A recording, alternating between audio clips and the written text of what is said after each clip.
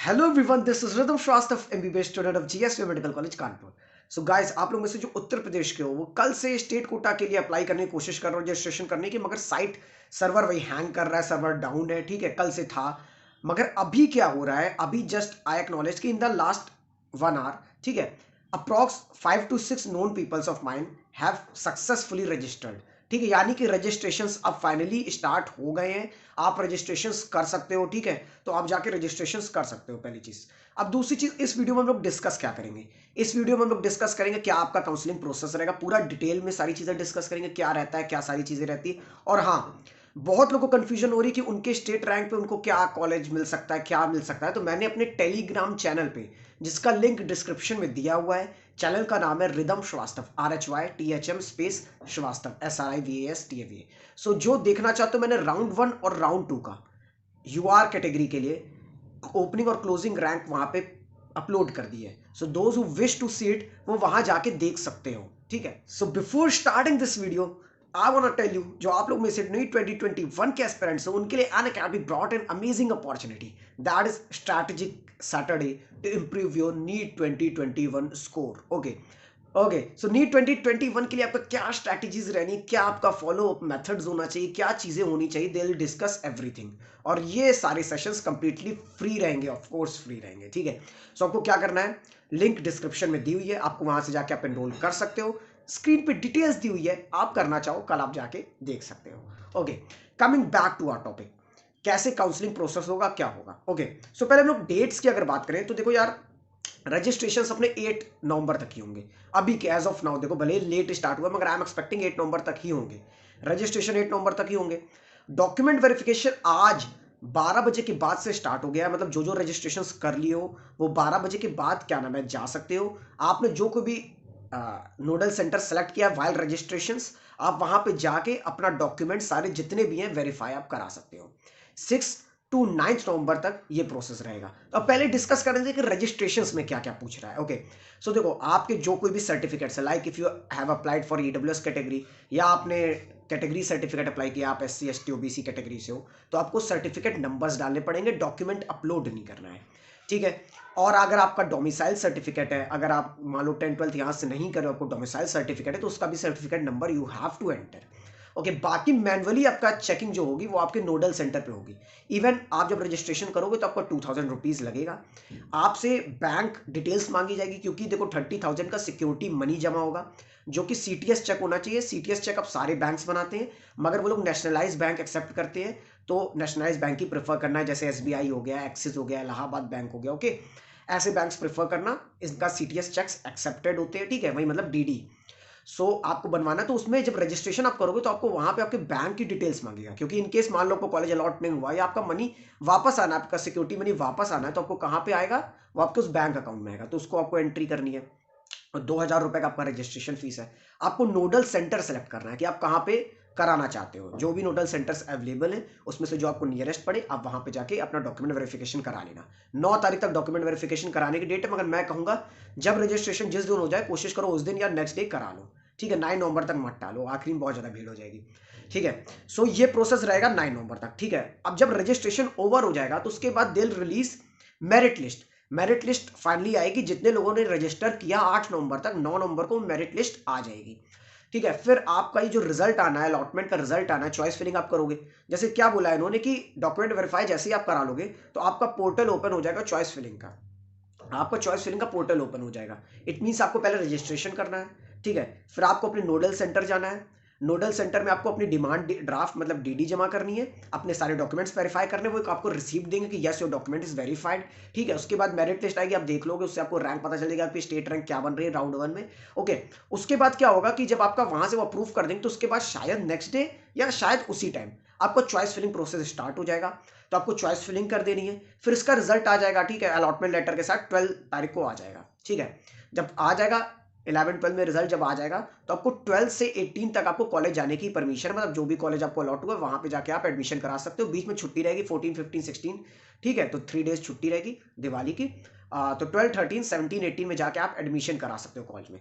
सो ये पूरा counselling process है। अब आपको करना क्या है, जब आप जाओगे डॉक्यूमेंट वेरिफिकेशन सेंटर, तो आपको क्या क्या डॉक्यूमेंट्स कैरी करने हैं, क्या क्या चीजें कैरी करनी है, ये भी ध्यान रखनी है। तो देखो पहली, सो मेरा एक पर्सनल सजेशन रहेगा कि अपनी यार एक छोटी सैनिटाइजर की बॉटल और मास्क लगा के जाना, ठीक है, अपना ध्यान जरूर रखना। ओके, सो देखो क्या क्या डॉक्यूमेंट्स कैरी करने, 10, 12 की मार्कशीट और सर्टिफिकेट्स उनके, ठीक है, character certificate, migration certificate, okay, ये सारी चीजें कैरी कर लेना, ठीक है। जो भी डॉक्यूमेंट्स रहेंगे उनकी 3 कॉपी, पूरे डॉक्यूमेंट्स की 3 कॉपी बना के रख लेना। एक कॉपी वहां पे सबमिट हो जाएगी, 2 कॉपी अपनी रेफरेंस के लिए रखना, आगे कॉलेज में एडमिशन करवाने टाइम भी काम आएगी, ठीक है। ताकि आपके पास, आपको पता होना चाहिए कि आपके ओरिजिनल डॉक्यूमेंट्स के क्या क्या आपने मतलब जमा किया, आपको पता होना चाहिए, ठीक है। गैप सर्टिफिकेट, बहुत लोग पूछ रहे थे आप लोग में से कि गैप सर्टिफिकेट क्या अभी डॉक्यूमेंट वेरिफिकेशन टाइम जरूरत पड़ेगी? नहीं। गैप सर्टिफिकेट जब आप एडमिशन कराने जाओगे, जो भी कॉलेज आपको अलॉट होगा, वहां पे नोटरीज बैठे रहते हैं, तो आपका रूरल बॉन्ड सर्विस और गैप सर्टिफिकेट दोनों आपको दे देंगे वो पैसा लेकर के कुछ, ठीक है। सो उसकी टेंशन मत लो। और अपना देखो नीट स्कोर कार्ड ये रख लेना, ठीक है। और क्या तुम रख सकते हो, और अपना जितने भी कास्ट सर्टिफिकेट है, डोमिसाइल सर्टिफिकेट, लाइक जिसका ईडब्ल्यूएस है वो ईडब्ल्यूएस सर्टिफिकेट, सब चीज का ओरिजिनल रखना, और सबकी फोटोकॉपी आपको बना के रखनी है, 2 फोटोकॉपी घर से प्लीज करा के जाना, वहां पे बहुत परेशान हो जाओगे वरना, ठीक है। जो कोई भी कास्ट सर्टिफिकेट, जो भी डोमिसाइल सर्टिफिकेट, जो भी ईडब्ल्यूएस सर्टिफिकेट आपका है, वो करंट सेशन का होना चाहिए। एक चीज याद रखना है, भले उस पर लिखा रहता है, अच्छा हाँ, जो ईडब्ल्यूएस बनवाए उनका इनकम सर्टिफिकेट भी जरूरत पड़ेगी उसकी, कि इनकम सर्टिफिकेट भी आप लेके जाओ, ठीक है। सो ये सारे डॉक्यूमेंट्स ओरिजिनल रखना, करंट सेशन के रखना, ठीक है। करंट सेशन मतलब समझो ना 1 अप्रैल 2020 के बाद के, ठीक है। पुराने डॉक्यूमेंट्स नहीं वैलिड माने जाते हैं, आपको बनवाना पड़ेगा फिर बाद में जाके, तो जबरदस्ती परेशान होगे। सो इस सेशन के रखना, ओरिजिनल रखना, सारी चीजें ओरिजिनल कोई फाइल में रख लेना। देखो ओरिजिनल की एक सेपरेट फाइल बना लेना, ठीक है। उनको दिखाना रहेगा, वो ओरिजिनल से आपका फोटो स्टेट सारे चेक करेंगे।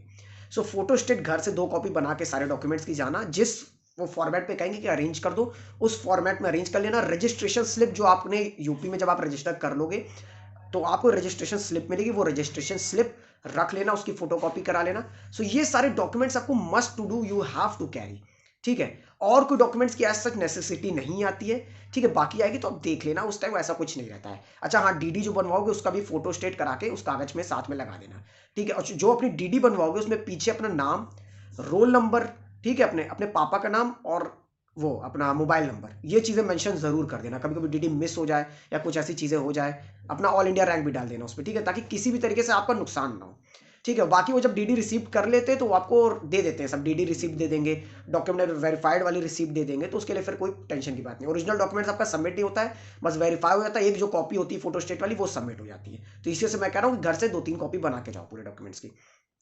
ये हो गया बात पूरी काउंसलिंग प्रोसेस की। फिर चॉइस फिलिंग का जो प्रोसेस होगा, उसमें चॉइस फिलिंग आप भरोगे, मैंने बता दिया है किस हिसाब से, किस सीक्वेंस से भर सकते हो, उस हिसाब से भर लेना। क्या सेफ रैंक रहेगी ये सब इस वीडियो में नहीं डिस्कस करेंगे यार, पहले राउंड का आ जाने जो रिजल्ट, कुछ अंदाजा आपको भी लग जाएगा, ठीक है। ऑल इंडिया कोटा का भी अभी नहीं आया, तो अभी कुछ कहना सही नहीं है, ठीक है। सो ये सारी चीज होगी। अब बहुत लोग, आप लोग में से एक र्यूमर फैल रहा था कि लास्ट ईयर 2010 सीट्स अवेलेबल थी फॉर स्टेट कोटा नीट 2019, मतलब यूपी नीट, ठीक है। और 2020 में 2469 सीट्स है, तो 459 सीट्स इंक्रीज हो गई है। नहीं, ऐसा नहीं। जब ब्रोशर आया था यूपी का, तो उसमें क्या था, उस टाइम ईडब्ल्यूएस का इंक्लूजन नहीं हुआ था। तो लाइक जैसे फॉर एग्जांपल जीएसवीएम में 190 सीट्स थी, तो उसका मतलब आप निकालोगे 85%, तो 159 सीट्स स्टेट कोटा में दिखा रहा है, उस ब्रोशर में दिखा रहा है 2019 में। मगर उसके बाद जैसे हुआ था ईडब्ल्यूएस का इंक्लूजन इसी साल से होगा, तो क्या हुआ था, हर कॉलेज में सीट बढ़ा दी गई थी, जहां पे कैपेसिटी थी, जहां पे फर्दर मतलब फैसिलिटीज थी टू एक्सपैंड, वहां पे बढ़ा दी गई थी। लाइक जीएसवीएम में 250 कर दी गई थी, केजी और जीएसवीएम ओनली कॉलेजेस है यूपी के, जहां पे 250 सीट है। आरएमएल, सैफई, एमएलएन में 200 सीट्स हो गई थी। तो ठीक है, उसके बाद अगर आप जोड़ के देखोगे, तो लास्ट ईयर और इस ईयर के कंपैरिजन में कोई अलग से कोई कॉलेज में सीट्स ऐड नहीं हुई, बस 3 कॉलेज वही ऐड हुए हैं जिनको परमिशन मिली है। जिनको लास्ट ईयर परमिशन नहीं मिली थी, दैट इज बांदा, जालौन और अंबेडकर नगर, ठीक है। सो ये 3 कॉलेजेस, सॉरी अंबेडकर नहीं, नगर नहीं, सॉरी आजमगढ़, सॉरी मैं हमेशा गलत बोल जाता हूं, पार्डन, ठीक है।